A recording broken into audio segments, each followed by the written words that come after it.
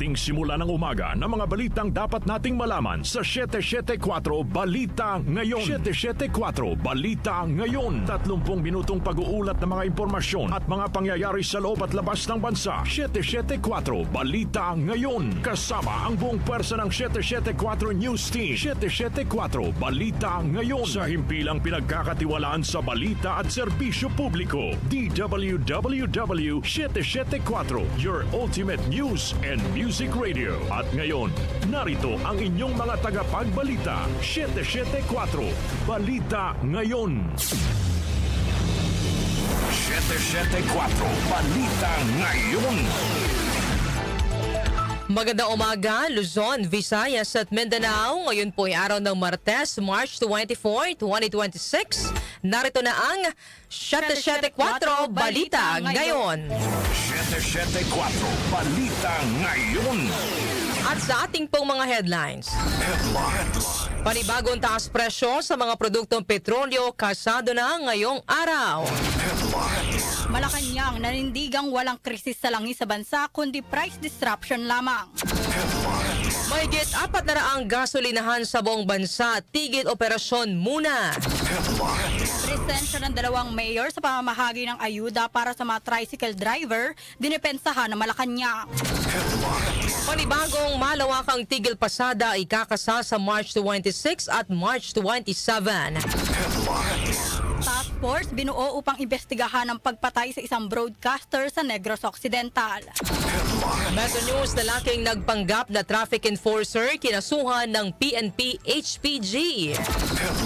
Para sa SciTech, unang Petroleum Research and Development Laboratory nakatakdang buksan sa Palawan sa Miyerkules. Lifestyle News, sa photo studio at caterer sa isang nag-trending na video kung saan makikita ang tila di makataong pamahagi ng pagkain, naglabas ng public apology. Para sa music trivia, ngayong petsa, nag-number 1 sa US Billboard Hot 100 ang 1979 song na ito ng Bee Gees. Ano ang kanta na ito? Alamin. Balitang kakaiba, college students sa General Santos City ng Bayo papasok ng eskwelahan. Ang ating po oras, 6:40 ng umaga. Kami po ang iyong tagapagbalita, Darlene Olanyo. At Rose May Miranda. Narito naman po ang detalye ng mga balita. 774 Balita Ngayon. Kasado na ngayong araw ang panibagong taas presyo sa mga produktong petrolyo. Ayon kay Energy Secretary Sharon Garin, naabot sa 6.47 pesos ang aumento sa kada litro ng gasolina, habang 11 pesos and 88 centavos naman ang dagdag presyo sa kada litro ng diesel. May pagtaas din na 13 pesos and 66 centavos sa presyo ng kada litro ng kerosene. Inihayag naman ni Garin na bagaman may panibagong oil price hike, ay bahagyang kumalma na ang presyo ng mga produktong petrolyo sa pandaigdigang merkado. Mas maliit na anya ngayon na naging pagtaas kumpara sa mga nakalipas na araw. Patuloy naman ang panawagan ng DOE sa mga kumpanya ng langis na magpatupad ng staggered o tay-utay na aumento sa presyo ng mga produktong petrolyo. 774 Balita Ngayon. Nanindigan na Malacanang na walang krisis sa langis sa bansa sa kasalukuyan.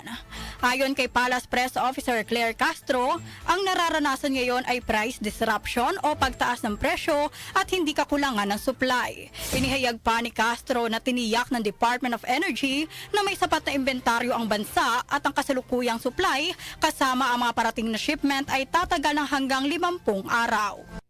Ang sinasabi po natin na wala pa po at hindi po pa dinideklara na mayroon tayong oil crisis dahil nga po sapat ang supply sa ngayon. Most probably, according to Secretary Sharon, ang nagkakaroon lamang po ng issue ay tungkol sa presyo. Dahil alam naman po natin kung ano ang nangyayari na krisis sa Middle East. Ang nais pong sabihin ng Pangulo patungkol sa oil crisis, pinapatungkulan niya po doon ay ang oil crisis sa Middle East.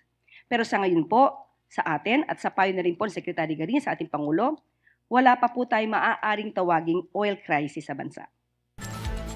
Sinabi naman ni Castro na hindi minamaliit ng pamahalaan ng epekto sa bansa ng tensyon sa Middle East, lalo na ang pagtaas ng presyo ng mga produktong petrolyo. Ayon kay Castro, ginagawa ng gobyerno ang lahat ng hakbang upang maibsan ang pasanin ng publiko.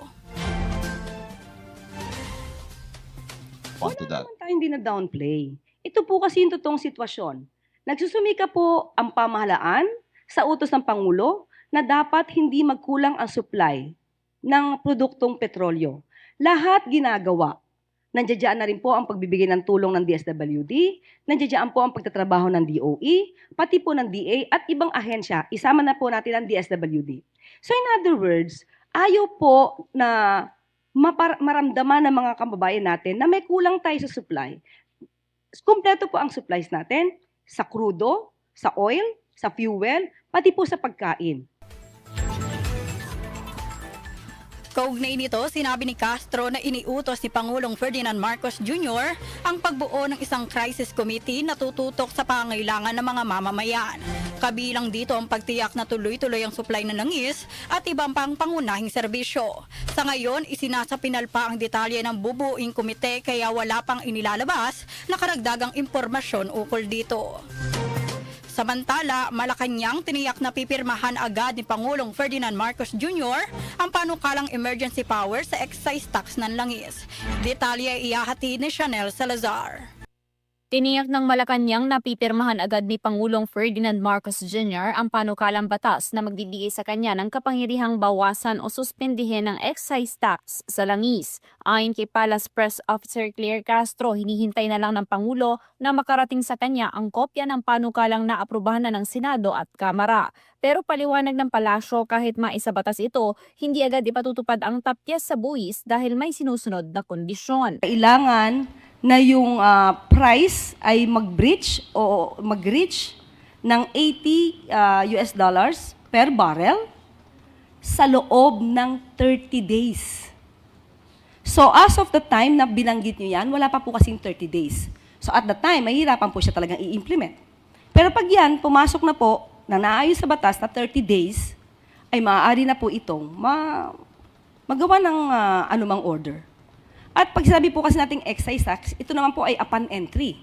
So pag sinabi nating upon entry, wala po tayo, if ever, wala tayong maaangkat na langis, so hindi ma-exercise yung pag-reduce at pag-suspend ng excise tax. So ganun po yung ibig sabihin ng Pangulo. Giit ng Malacanang nakahanda ang Pangulo na gamitin ang kapangyarihan nito, pero gagawin lamang ito kapag pasado na sa itinaktang kondisyon ng batas. Ako si Chanel Salazar ng DWWW 774, your ultimate music radio. Maraming salamat, Chanel Salazar. 774 Balita Ngayon. Umabot na sa 403 na gasolinahan sa buong bansa ang pansamantalang nagsara sa gitna ng patuloy na pagtaas ng presyo ng langis. Ayon kay PNP Public Information Office Chief Brigadier General Randolph Tuanyo, tumaas ang bilang mula sa naitalang 273 noong nakaraang linggo. Sa kabuuan, nasa mahigit 14,000 na gasolinahan sa bansa ang minomonitor ng PNP. Iniimbestigahan din ng PNP katuwang ang Department of Energy kung may kinalaman ng pagsasara sa hoarding o pagtatago ng supply at profiteering. Sa ngayon, may mga naisampa ng kaso kaugnay ng iligal na bentahan ng langis, hoarding at profiteering sa mga lalawigan ng Nueva Vizcaya, Eastern Samar at Albay. Samantala, TUCP umaapila sa 2 kapulungan ng Kongreso na magsagawa ng special session para maipasa ang wage hike bill. Narito po ang report ni Grace Mariano. Nananawagan ang Trade Union Congress of the Philippines o TUCP sa Senado at Kamara na magsagawa ng special session upang agarang maipasa ang panukalang batas para sa 200 piso na dagdag sa arawang sweldo ng mga manggagawa. Apela ito ni House Deputy Speaker at TUCP Party List Representative Raymond Democrito Mendoza na siyang pangunahing may akda ng House Bill No. 88 na nagsusulong ng 200 pesos legislated daily minimum wage increase. Ipinunto ni Mendoza na ang mga manggagawa ang unang sumasalo sa krisis ngunit sila rin ang huling natutulungan. Ayon kay Mendoza, tama lamang na magbigay ng 5,000 pisong ayuda sa mga tsoper at manggagawa sa pampublikong transportasyon pero paano naman anya ang mahigit 5 milyong minimum wage earners na araw-araw napipilitang mamili kung pagkain ba, pamasahe ba o pag-aaral ba ng mga anak ang uunahin. Nagsimula na ngayong linggo ang recess ng sesyon ng Kongreso na magbabalik sa May 4. Ito si Grace Mariano para sa DWWW 774, your ultimate music radio. Salamat, Grace Mariano. 774 Balita Ngayon. Dinipensahan ng Malacanang ang pagdalo ni Manila Mayor Isko Moreno at San Juan City Mayor Francis Zamora sa unang araw ng pamamahagi ng ayuda para sa mga tricycle driver sa kabila ng umiiral na anti-EPAL policy. Noong March 17, pinangunahan ni Pangulong Ferdinand Marcos Jr. ang distribusyon ng tig 5,000 piso na tulong pinansyal para sa mga tricycle driver sa Santa Mesa sa Maynila, kung saan dumalo rin sina Moreno at Zamora. Ayon kay Palace Press Officer Claire Castro, bilang mayor ng Maynila, si Moreno ang tinuturing na host ng aktibidad at inaasahang sasalubong sa Pangulo. Kaya nararapat lamang ang presensya nito sa aktibidad. Ipinaliwanag din ni Castro na ang Pangulo naman ang pagdalo naman ni Zamora ay dahil siya ang kasalukuyang Pangulo ng League of Cities of the Philippines. Yun po kasi po ay isang event na kung saan pinuntahan po ng Pangulo at kinakailangan po nandoon po ang host. Sa Manila po ginanap. Kaya nararapat lamang po na si Mayor Isko Moreno ang sumalubong at tumanggap sa ating Pangulo. Patungkol naman po kay Mayor Francis Zamora, siya naman po ang National President of the League of Cities na siyang kumakatawan sa city mayors. So ibig sabihin po, since ito po ay proyekto ng Pangulo para sa mga tricycle drivers kung saan ang LGU mismo nakakaalam kung sino yung mga benepisyaryo, nararapat lamang din pong pumunta si Mayor Francis Zamora. Yan po ang pahayag ni Palace Press Office Claire Castro. Sa iba pang balita, gasto sa ASEAN Summit dapat nabawasan sa halip na ipagpaliban, ayon sa isang senador. Narito ang report ni Conde Batak. Kung si Senator Sherwin Gatchalian ang tatanungin, mas mainam na bawasan na lang ang gasto sa ASEAN Summit kung saan host ang Pilipinas. Naunang inirekomenda ni Finance Secretary Gary Teves na ipospone na muna ang nakatakdang ASEAN Summit ngayong taon para makatipid ang gobyerno ng 17 billion pesos at ilipat ang nasabing pondo sa mga programa na tutugon sa inflation at iba pang economic pressures. Ayon kay Gatchalian, hindi siya sang-ayon na ipagpaliban ng ASEAN Summit dahil maraming mga mahalagang paksa ang pag-uusapan. Kabilang na niya rito ang issue sa West Philippine Sea, energy security at posibleng matalakay din ng mga bansa sa ASEAN ang pagtutulungan para sa pagkakaroon ng reserba sa petrolyo na makakatulong sa kinakaharap ngayong krisis ng maraming bansa. Sa halip na ipagpaliban ng ASEAN Summit, iminungkahi ni Gatchalian na bawasan na lamang ang gastusin sa pamamagitan ng pagbawas sa mga activities at gawing simple ang mga gagawing ASEAN conferences. Sa tingin pa ng mambabatas ay may maibubunga naman ang gaganaping ASEAN Summit dito sa bansa dahil hindi lang naman ito pagpapalawak ng transaksyon sa pagitan ng mga bansa sa ASEAN kundi kasama rin dito ang mga bansang Japan, South Korea, US at China. Ito si Conde Batak para sa DWWW 774, your ultimate music radio. Maraming salamat, Conde Batak. 774 Balita Ngayon. Magkakasan ng panibagong tigil pasada ang Manibela at iba pang transport group sa March 26 at March 27. Ayon kay Manibela Chairman Mar Balbuena, aabot sa 500,000 na public utility drivers ang inaasang makikibahagi sa 2 araw na nationwide transport strike. Kabilang anya sa mga lalahok ay mga driver ng jeep, ride-hailing services, UV Express, motorcycle taxis at truckers group. Sinabi pa ni Balbuena na dahil sa patuloy na pagtaas ng presyo ng mga produktong petrolyo, aabot na lamang sa 50 pesos hanggang 200 pesos ang kinikita ng ilan sa kanilang mga miyembro kada araw. Inihayag naman ng No to All Price Hike Coalition na ang ikakasang tigil pasada sa Huwebes at Biyernes ay may tuturing na pinakamalaking transport strike sa kasaysayan.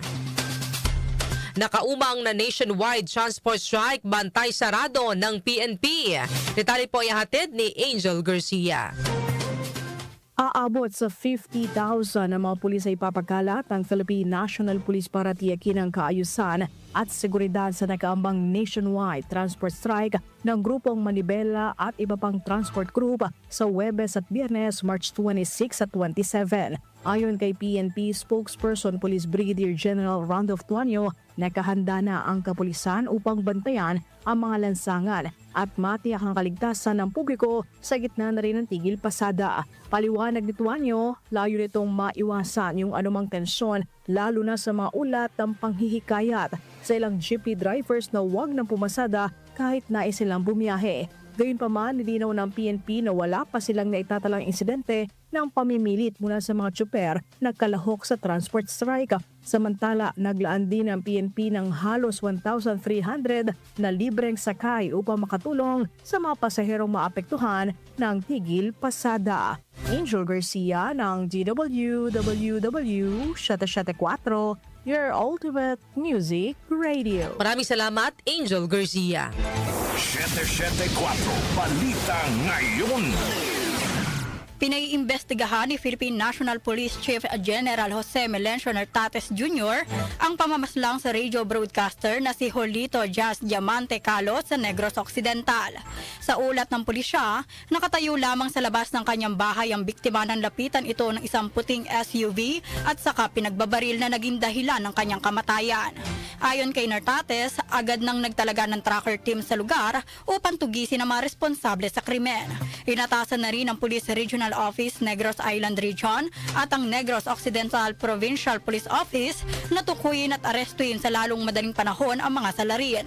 Samantala, bumuo na rin ang Special Task Force upang imbestigahan kung may kaugnayan ng pagpatay sa biktima sa trabaho nito bilang radio broadcaster o bilang job order employee ng lokal na pamahalaan.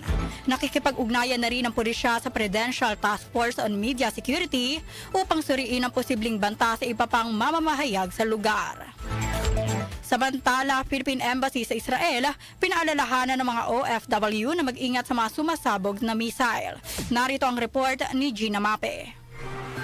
Mahigpit na pinaalalahanan ng Philippine Embassy to Israel ang mga Pilipino roon na sa sandaling makatanggap ng mga emergency alert. Pumasok agad sa mamad o pinakamalapit na shelter at huwag nang hintayin ng second alert o ang pagtunog ng sirena. Ang panawagan ng embahada ay kasunod ng ulat ng Israel Defense Force o Home Front Command na karamihan sa mga nasugatan sa missile impact sa Arad at Limona ay yaong hindi pumasok o hindi agad nakarating sa mamad o shelter matapos makatanggap ng emergency alert. Sa FB post ng Philippine Embassy to Israel, nakarating sa kaalaman ng embahada na ilan sa mga nasugatan ay nanonood ng interception sa labas o nakadungaw sa bintana habang may sirena. Ilan sa paaralan ng embahada ay huwag na manood o mag-video ng interception at iwasang dumungaw sa bintana dahil mapanganib at maaaring magdulot ng kapahamakan o ikamatay. Ayon sa embahada, kapag narinig ang sirena, huwag magsayang ng oras dahil may hanggang 70 segundo lamang o mas maikli pa sa ilang lugar lalo na sa Northern Israel upang makapasok sa shelter kung ang missile ay galing sa Lebanon. Paalala ng embahada ang pagiging alerto at agarang pagsunod sa mga safety advisories ng Home Front Command ay nakapagliligtas ng buhay. Ako si Gina Mape ng DWWW 774, your ultimate music radio. Maraming salamat, Gina Mape. 774 Balita Ngayon. Ang ating po oras, 4 na minuto bago mag-alas 7 ng umaga. Kami pa rin po ang iyong tagapagbalita, Darlene Olanyo. At Rose May Miranda po. 774 Balita Ngayon. Metro News. Metro News. Sa atin naman pong Metro News, sinampahan na ng kaso ng Philippine National Police Highway Patrol Group o PNP-HPG ang isang lalaki na sangkot sa isang viral video na nagpanggap umano na force multiplier at nagbigay ng traffic violation ticket sa isang motorista. Ayon kay HPG Deputy for Operations Police Colonel Bernard Marzal, maharap sa kasong usurpation of authority ang sangkot na lalaki. May kita sa viral video na in-upload noong March 17 ang isang lalaki na nakasuot ng uniforme na may markang HPG at nagpanggap na traffic enforcer kahit hindi naman siya otorisado. Agad namang nagsagawa ng validation at verification ng HPG matapos kumalat ang video online. Ayon sa HPG, walang proper identification identification ang lalaki at wala ring suot na standard safety gear tulad ng helmet habang nasa kalsada. Nilinaw din ng HPG na tanging mga otorisadong tauhan lamang ang maaaring magpatupad ng mga batas trapiko at mag-issue ng mga citation ticket alinsunod sa umiiral ng mga batas at regulasyon. Inihayag din ng HPG na kahit ang mga accredited force multiplier o volunteers sa hindi pinahihintulutang magsagawa ng enforcement functions tulad ng pagbibigay ng ticket o paghuli sa mga lumalabag sa batas trapiko. Foreign exchange rates. Foreign exchange rates. Narito na ang update sa ating foreign exchange rates. Muli na namang sumadsad ang halaga ng piso kontra dolyar sa pinakabagong all-time low sa kasaysayan. Sa trading kahapon, nagsara ang palitan ng piso kontra dolyar sa 60 pesos and 30 centavos. Ang palitan naman ng piso kontra euro ay nasa 69 pesos and 42 centavos, habang ang British pound ay nasa 80 pesos and 0.04 centavos. Ang palitan naman ng piso kontra Saudi Riyal ay nasa 16 pesos and 0.01 centavos, habang ang Japanese yen ay nasa 38 centavos. Lotto results. Lotto results. Update naman po tayo sa resulta ng Lotto. Iatid po sa atin ni Jonah Bakiran. Jonah. Narito na ang mga lumabas na winning combination sa Grand Lotto 655 na binola kagabi March 23, 43, 33, 10, 26, 42 at 14, kung saan ang papremyo ay aabot sa 45 million pesos. Habang ang bola naman sa Mega Lotto 645 ay ang 24, 43, 28, 8, 4 at 27, kung saan ang papremyo ay aabot sa 15 million pesos. Wala namang nakapag-uwi ng nasabing mga papremyo. Ako po si Jonah Bakira na nagsasabing huwag lang umasa sa bola, tumaya sa buhay para maka-jackpot ka ng tagumpay. Maraming salamat, Jonah Bakiran. Science and technology. Science and technology. Para sa ating SciTech, sa gitna ng pagsirit ng presyo ng mga produktong petrolyo sa buong mundo, maglulunsad ang Department of Science and Technology o DOST at Palawan State University bukas ng kauna-unahang Research and Development Laboratory sa Pilipinas na nakatuon sa Petroleum Engineering sa Puerto Princesa, Palawan. Ayon sa DOST, ang pasilidad ay layong palakasin ang research capacity ng bansa sa pagsuporta sa oil at gas exploration. Target ng partnership na bumuo ng Drilling Fluids Research and Innovation o DFRI Laboratory bilang isang makabuluhang hakbang tungo sa paglikha ng locally available at sustainable na mga drilling fluid na mahalaga sa modern oil at gas exploration at mga operasyon. Ang DFRI Laboratory ay mayroong 4.9 million pesos na pondo sa pamamagitan ng Institution Development Program ng DOST. Inihayag ng Science and Technology Department na irerekomenda sa Department of Energy ang mga output mula sa DFRI Lab dahil layo ng ahensya na pataasin ng exploration at production yield ng langis at natural gas. Ang Palawan ay kasalukuyan nag-host na 11 commercial oil at gas field, kabilang ang Malampaya Gas Field kung saan natuklasan kamakailan ang isang bagong natural gas reservoir.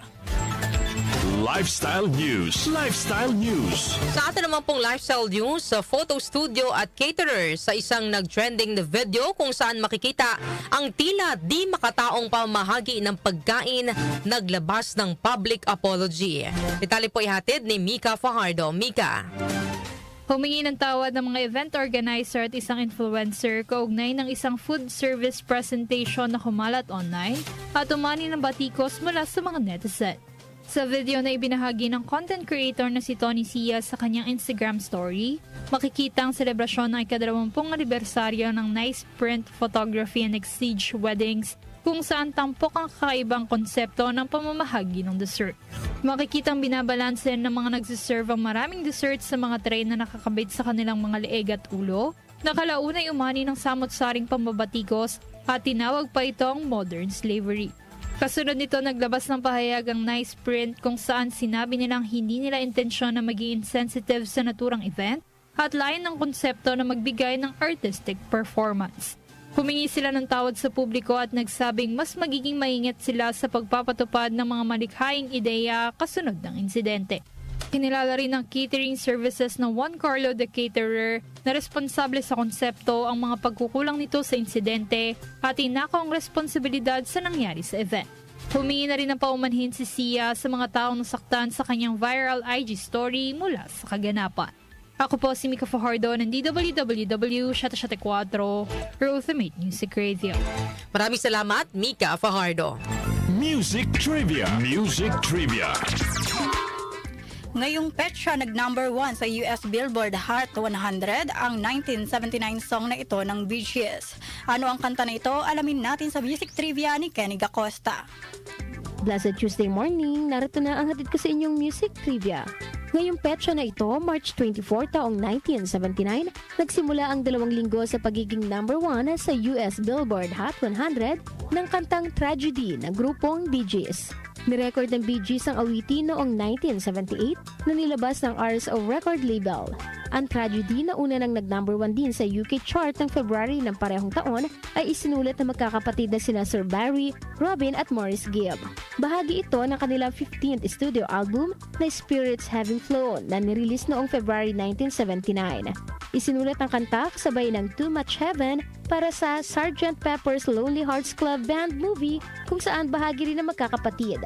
Ilang grupo na ang naglabas ng kanilang version o cover ng awiting Tragedy gaya ng British pop group na Steps noong 1998. Noong 2024 naman ang ginamit ang naturang kanta sa pelikulang Beetlejuice, Beetlejuice. At yan, hatid ko sa inyo Music Trivia. Ako si Kenny Gacosta ng DWWW 774, your ultimate music radio. Maraming salamat, Kenny Gacosta. Balitang Kakaiba. At sa atin naman pong balitang kakaiba, college students sa General Santos City ng Bayo papasok ng eskwelahan. Detalye po ng balitang kakaiba, ihatid po sa atin ni Doc Justin. Good morning. Yes, good morning mga kanyostik. Narito na ating balitang kakaiba ngayong araw na ito. Sa gitna ng patuloy na pagtaas ng presyo ng mga produktong petrolyo, iba't ibang paraan na ang naisip para makatipid. Kaya na lamang ng isang college student sa General Santos City na sa halip na sumakay ng tricycle o kaya ng jeep, ay kabayo ang naisipan niyang sakyan papasok ng eskwelahan. Makikita sa video na in-upload sa social media ni Italy Gargaritano Montero, ang isang estudyanteng lalaki na nakasuot ng uniforme at sakay ng isang kabayo. Ang batang lalaki ay isang first-year college student sa kursong Bachelor of Science in Agriculture at patungo sa Golden State College sa Lagao mula sa kaniyang boarding house. Ay nako, alam niyo, pangarap ko rin magkaroon ng kabayo kasi talagang iba ang may kabayo nung unang panahon. Pag may kabayo ka, para kang prinsipe. May kabayo naman ako sa bahay kasi yung pang ginagamit pag namamalansya. Yun lang Iba kaya naman kong yun bilhin eh. kabayo. Sa panahon ngayon, talagang mas mahal din bumili ng kabayo kaysa sa gasolina. Kaya titis na lang tayo hanggat kayang tiisin. Kung kayang lakarin, maglakad na lang kasi malay mo.